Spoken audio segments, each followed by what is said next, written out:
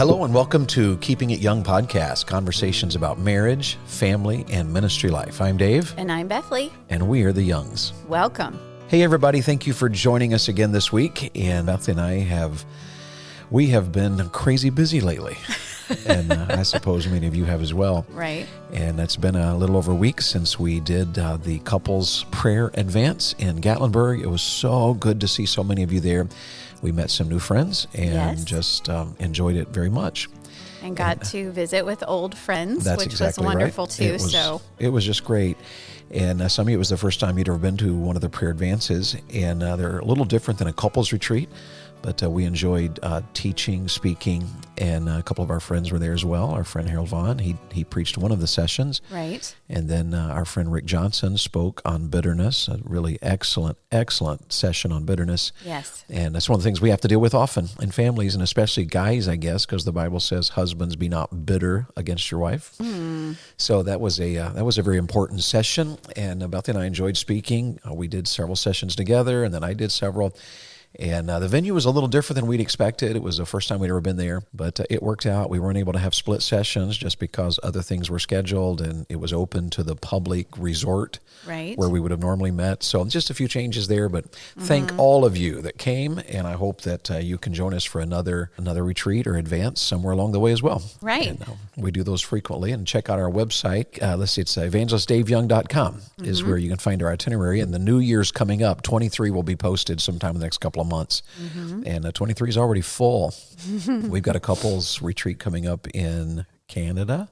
I think this is our first one in Canada. Hey. And that's coming up in February. And we have one in, I think, Kansas. And so there's just a ton. We got a lot going on in the new year. And I hope you'll look forward to joining us for that. Yes. And, I was saying, hey, we're going to be in Canada, but maybe we should say, hey, we're going to be in Canada without the H there. I don't know. And Canada is huge. It's just huge. So look on the itinerary, find where we are. And if we're in the area, Ontario. We'd love to see you. Ajax, I think, is where the church is located. So we'll be serving a church there. I've been there before, but Bethany never has. So this will be a first for her. And we are looking forward to all of that. So it's going to be a great, great coming year. And we have finished. We have concluded our conflict resolution series. Yes. And thank you so very much for all the feedback of that. We've really, really appreciated that. And one thing I found this week, often, people are not aware of resources that are available. Somewhere along the way, I found this website called DefendYoungMinds.com. And it's actually, we've recommended before here on the podcast for little ones, our younger children, the book, what's it called? Good Pictures, Bad Pictures? Yes. It's about helping our children navigate what would happen if they were to see pornography on the internet, that sort of thing. And the Defend Young Minds has a ton of resources along that kind of direction and all of that. And so this week they talked about digital parenting and shared custody. And they sent out an article that was subtitled 6 Tips for Setting Boundaries with Your Ex. And if you need more advice about those, or you're just looking for some extra resources about helping your younger children, the Defend Young Minds, I've enjoyed very, very much. And this one today was really unique. It emphasized something that we've talked about a lot: communicating. Yes. Communicating for co-parenting. Right. And it just talks about that. She just lays out some practical advice about how you talk to your ex-spouse and how you try to come to an agreement on what you're going to do. Okay. And so that's really good. She mentions that you even have to have conversations more so with children when an ex-spouse is involved, because they even give you questions you can ask and how to follow up on them. And one of the things I thought was interesting that was stated in the article, it is important that children have a say in what their lives look like and feel like after going through a divorce that they didn't choose. And it just shows the blended family we talked about in conflict resolution. There's just a ton more involved in it even than we realized. Right. So he talks about how to set clear boundaries, how to stick to your values, how to model and be consistent, and even how to find help if you need it. So just wanted to start here by recommending the DefendYoungMinds.com site. Might be a real help to you young parents. Yes. And so I had Bethany read this morning and look through it, and we both agreed that would be worth sharing with all of you. Right. And on the heels of Well, I guess a couple episodes ago, we did one on conflict resolution in blended families. I think that would be an excellent resource because I know that that's probably a burden on some parents' hearts that when they go to the spouse's house, the ex-spouse's house, they don't have control over the technology that they use. Yeah, and that's always a challenge. And it's one of those things as you begin studying and counseling blended families that many of us who don't have to deal with that just don't even realize all that goes into that. Right. And so that's a whole new level. Well, today's a special episode. We're going to do just a few question answers. Yes. And along the way, we do these periodically where we, compile questions that we've received in our conferences and our revival meetings. Mm-hmm. And here's just quite a few. We were actually in a conference recently, and they had a list. They had these cards that you could fill out with question answers. And then Bethany and I took an entire hour to answer those. Mm-hmm. And our daughter was with us in this particular conference, our Charity. And of course, she's the youngest young. Yes. And so she submitted a question. She actually put two, and we just thought we'd start with those. Here was her opening question. Such a help in a family conference. She asked, is water wet and why? And so you want to answer that one, love? I don't, because I don't have the scientific mind in this relationship. But when I drink water or I use water for anything, it is wet, and the Lord knows why. She was really proud of this when I had a big conversation with her about it. We were sitting in the truck waiting on Bethany somewhere. I forget exactly why. And so I said to her, so what do you think? Is water wet? And then she launched into this possibilities thing, and we had a funny little conversation there. Her second question was, if the plural of mouse is mice, shouldn't the plural of spouse be spice? It absolutely should, because you should have a spicy marriage. Yes, you should. Although I said to her, if you have plural spouses, there would be no spice there either. So there's another way to look at that. Hadn't thought of that. And I'm laughing because my wife's facial expression there was just priceless. That was awesome. That's an episode for maybe not this podcast, the plural spouse. Yeah, I don't think we would have to deal with that one probably. No, probably not. Okay, so here's a good question, and get ready. So put your thinking cap on, love, and all right, and answer this question. How do you get a quiet, withdrawn man to talk? And then the follow-up question was, should I even expect him to? That's a good question. It is a very good question. There are several reasons that a husband might be more quiet. It may just be his personality. And certainly you would know that before you got married. I would think that your husband was a little quieter, and maybe it wasn't as glaring because you weren't together all the time. And when you did get together, you as the lady in the relationship had a lot to say, or maybe you were with other couples, and so the conversation was all filled in. And so now you're married, and that quietness just seems to reverberate throughout your house.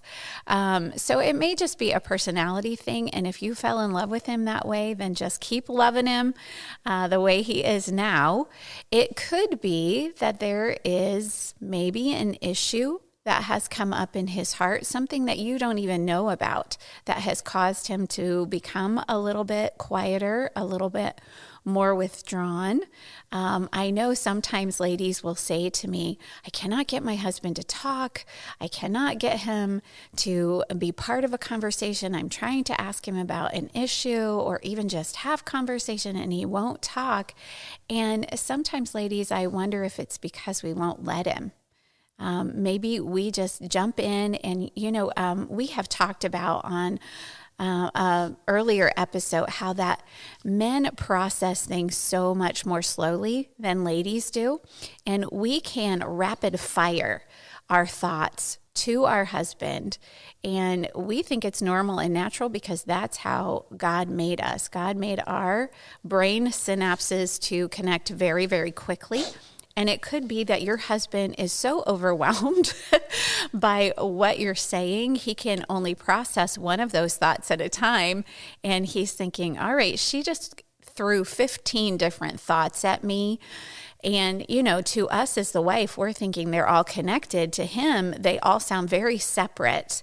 And he's really not sure what to say and which one to address first, or even how he should process all of them.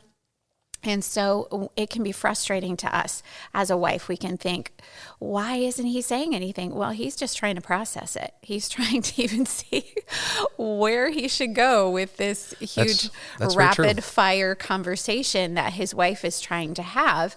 And so it may just be the way God made him, that he physically and mentally cannot process as quickly as we can. So just give him some time to jump in, and then also give him opportunity to jump in. Sometimes we're just like rapid fire, and then we give him 2 seconds, and then we're like, you're not saying anything. Why aren't you saying anything? Are you upset that I brought up this issue? What's going on? What's in your heart? Tell me, baby, what's in your heart? And your husband's going, wait, I'm like 5 minutes behind you in this conversation. I have no idea what you're saying. At this point, we're not even sure we have a heart. We're just trying to figure out what was said. So give him time. That's what I would say. So first of all, give him grace. If this is his personality, just learn to enjoy it and enjoy the few words that he does say. Usually, if it's a man of few words, there's some wisdom coming out of that deep, deep well that you have married.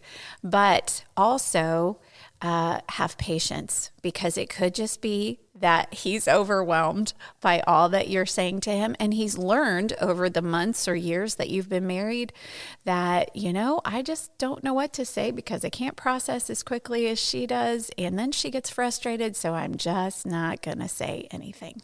That's really good. And I might even add to that, if there is a problem, ask about it. Let him know that if there is, you want to talk about it, and maybe even say, could we schedule a time? Would you think about it? Is there something I could do differently?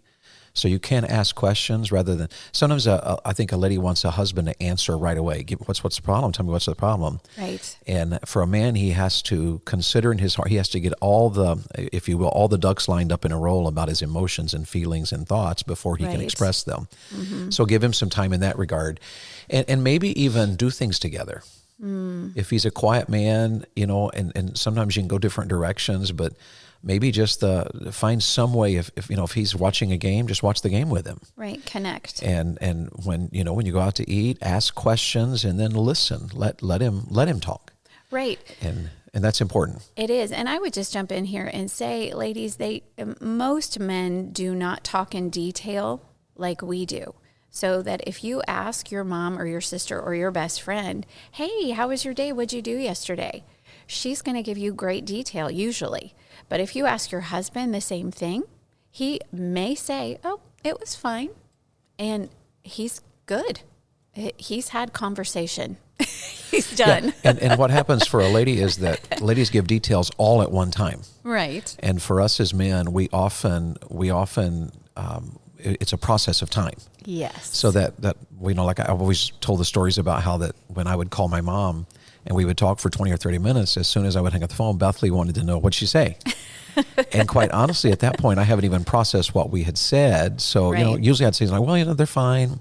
Mm-hmm. But then later I'd remember, oh yeah, mom said this. And then I would bring that up. Mm-hmm. And then later maybe something else. Mm-hmm. So men do talk in a slower rate. And just to understand that. And if there's a problem, try to solve that problem. Give him the time to think it through. Right. And then spend time together. Just some practical advice here. Spend time together. Mm-hmm. If you're a man listening to this, remember, men, that one of the things about communication for a man is that we listen to our wife not to fix things, but to find out her feelings about it. Mm-hmm. And that's a process. You have to pray for wisdom about that. We want to listen to her feelings. Mm-hmm. That's the whole point of communication. The wife needs you to listen to her feelings.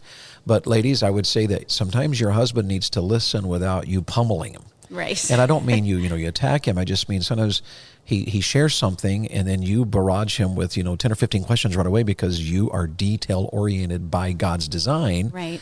And so maybe slow down a little bit there and listen to his idea first, mm-hmm. and then gently ask all the questions that you need to ask. It's not that we're different or that it's wrong. Right. It's just different. We are different. So I would, I have a personal illustration. I know when David travels without us, which is not often, but we will talk nightly on the phone, and I want to know, how is the service? service? What did you do today? Where did you go eat?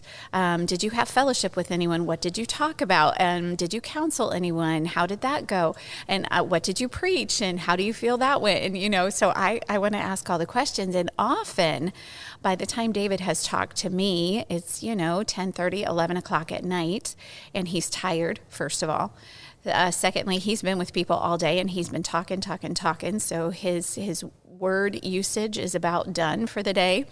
And he will answer me. He's not belligerent at all, but it's usually pretty short answers. And then he'll want to know about my day, and he will listen as I give him blow by blow detail.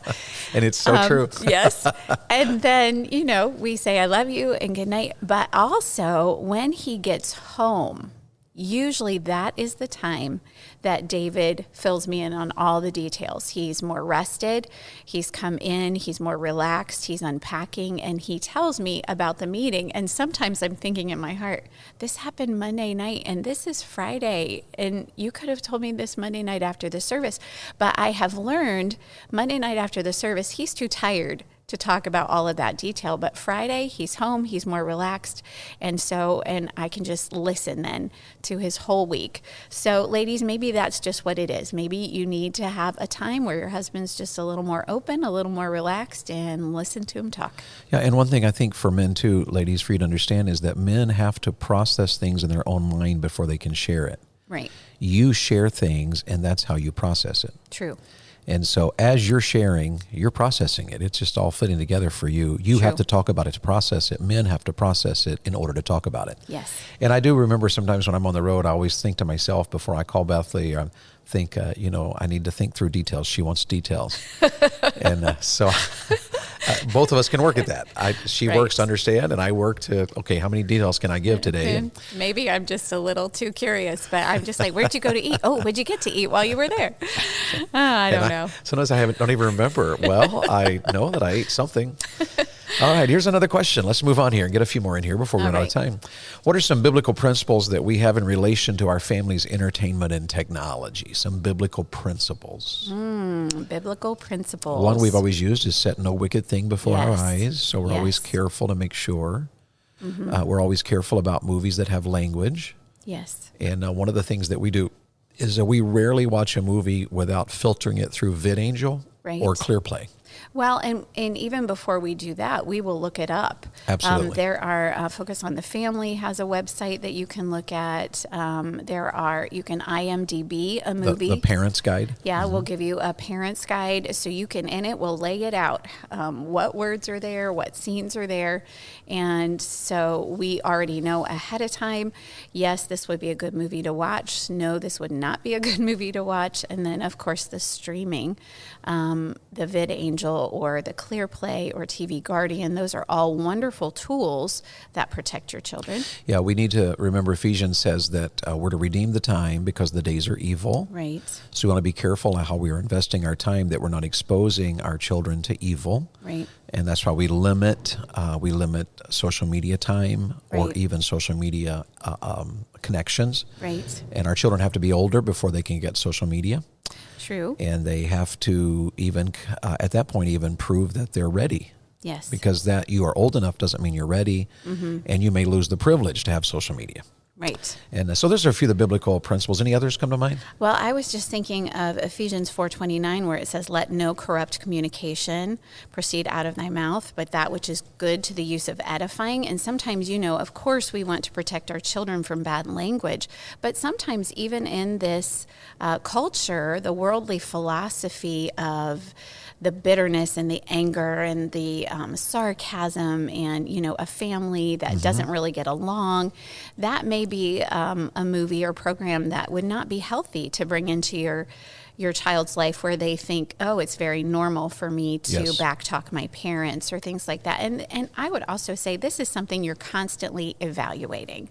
I know in our home, there are times where we're just like, oh, this is good. We're on VidAngel. Everything's fine. It's filtering everything out. And then later, David and I will talk about it and say, you know what? There was a little bit of philosophy there that VidAngel doesn't filter out, that we need to be a little more careful of. And one thing, moms and dads, I would highly recommend you be aware of is innuendo. Yes. And because sometimes our children do not quite understand what the innuendo is about, but a word can be used or a joke can be made.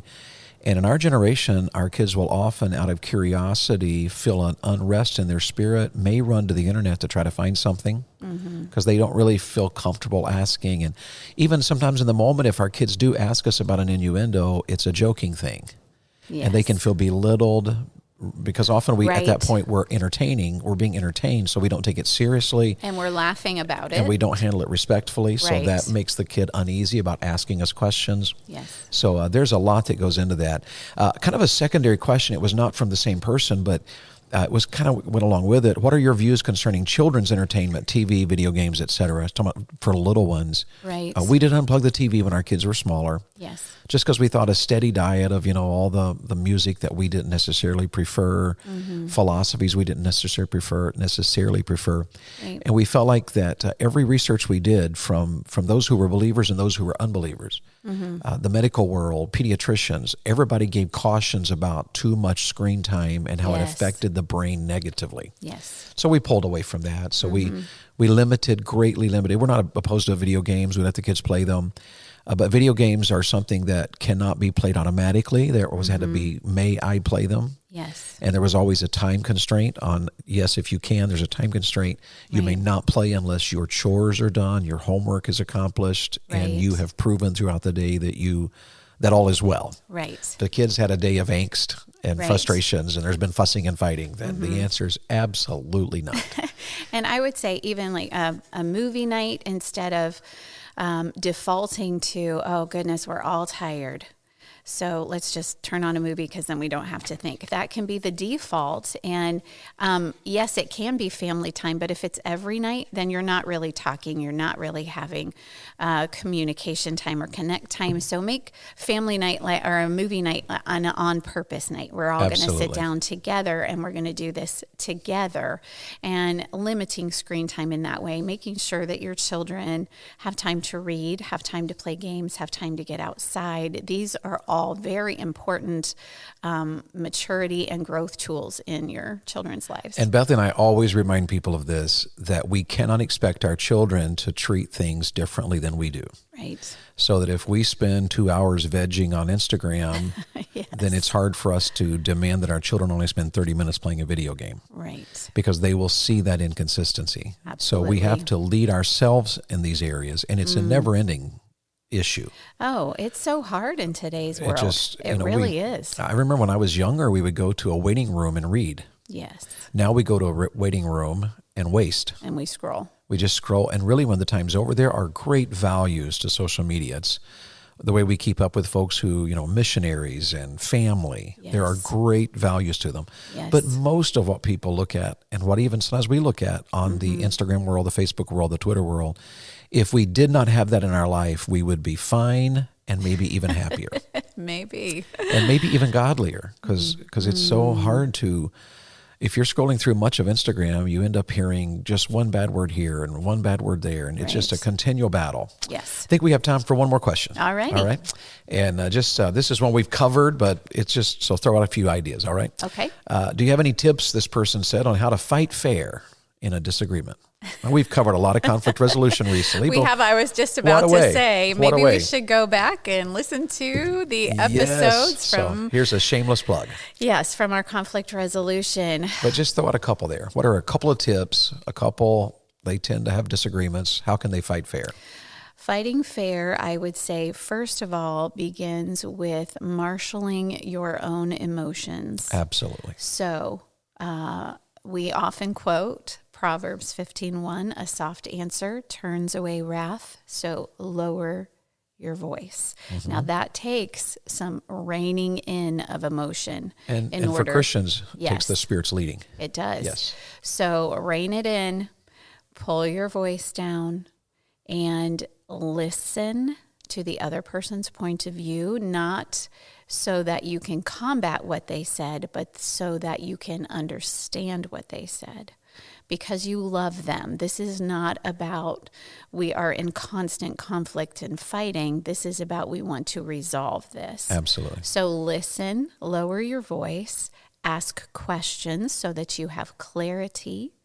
And when you are giving your point of view, be very careful that you are not being accusatory. Well, you, instead of, this is how I feel. I don't think you meant it that way. What exactly did you mean? And did y'all notice how that as she was answering that question, she was lowering her voice and Yes. speaking very precisely? She was practicing what she was saying. That's awesome. Well, our time is gone, and just an episode here to answer a few questions that have been asked along the way. Yes. If you'd have more you'd like to add, we're going to be recording future question answer episodes. We'd love to hear from you. We always try to answer your question individually, but then we also frequently add them to the Let's Answer That One publicly. That's a good one to answer publicly. Yes. We are starting a new series coming up here very, very shortly. Join us next week. We're going to be talking about handling our emotions biblically. Yes. One of the questions that comes up frequently is, I'm married to an angry man, or my wife is a very angry woman. How do we handle that? Right. We hear the word narcissism frequently these days. Huge word. It just gets tossed all over the place. Yes. And we even hear things, one of the big things, you can't scroll through much of social media without hearing something about, I'm an introvert, I'm an extrovert. Yes. How does all this play into, and how do we handle these different personality issues, emotional issues, and how can we make a success of our relationships in spite of all of these? And how can we handle them properly, biblically, so that they become a blessing to our relationships and not a hindrance? Right. So that's where we're headed, Good. and I hope you'll join us for all of those. Any further thought, any final question or final statements for our audience? I don't think so. I think we've covered it today. All right. Thank you so much for joining us today. This is Keeping It Young podcast, and I hope this week that you will serve the Lord with gladness. The Keeping It Young podcast is a Bax 5 Media production.